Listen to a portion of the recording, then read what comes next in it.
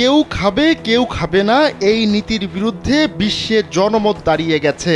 তাই তথাকথিত বিগ ফিশদের বিরুদ্ধে একাট্টা হচ্ছে উদীয়মান অর্থনীতির দেশগুলো। এই দেশগুলো জোটবদ্ধ হয়ে পশ্চিমা নিয়ন্ত্রিত অর্থনৈতিক ব্যবস্থাকে চ্যালেঞ্জ ছুড়ে দিতে চাইছে। আর এই জোটের নেতৃত্বে রয়েছে চীন ও রাশিয়া। মতাদর্শগত জায়গা থেকে ভিন্নতা থাকলেও পশ্চিমের বিরুদ্ধে এই লড়াইয়ে আরও অনেক দেশ সামিল হতে চাইছে। উদীয়মান অর্থনীতির জোট ব্রিক্সে এবার যোগ দেওয়ার পরিকল্পনা করছে মালয়েশিয়া।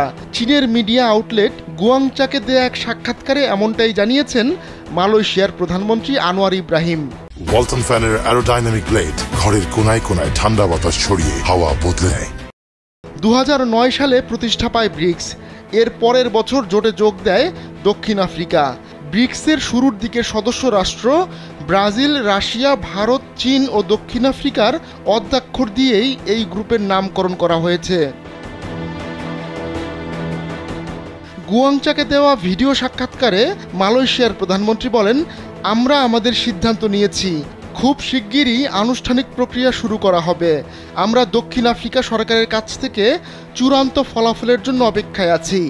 পরে আনোয়ারের অফিসের একজন প্রতিনিধি বার্তা সংস্থা রয়টার্সের কাছে মালয়েশিয়ার প্রধানমন্ত্রীর এই বক্তব্যের সত্যতা নিশ্চিত করেন।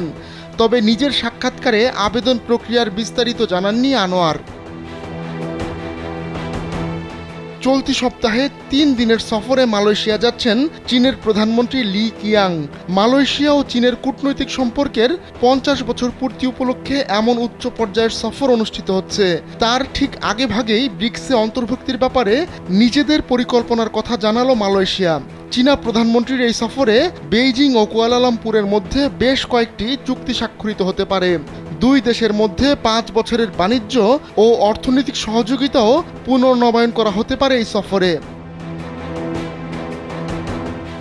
বর্তমানে বিশ্ব অর্থনীতি দাপিয়ে বেড়াচ্ছে পশ্চিমারা। সেই বিশ্ব ব্যবস্থাকে চ্যালেঞ্জ ছুড়ে দিতেই গেল বছর সদস্য বাড়ানোর সিদ্ধান্ত নেয় ব্রিক্স।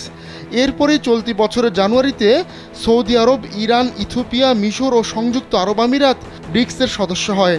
আরও অন্তত 40টি দেশ ব্রিক্সের সদস্য হতে আগ্রহ প্রকাশ করেছে। উদীয়মান অর্থনীতির দেশগুলোর একজোট হওয়া, বিশেষ করে চীন ও রাশিয়ার বলয়ে ঢুকে যাওয়ায় পশ্চিমারা এখন বেশ চিন্তায় পড়ে গেছে। আহমদুল্লাহ শিকদার, কালবেলা ডেস্ক।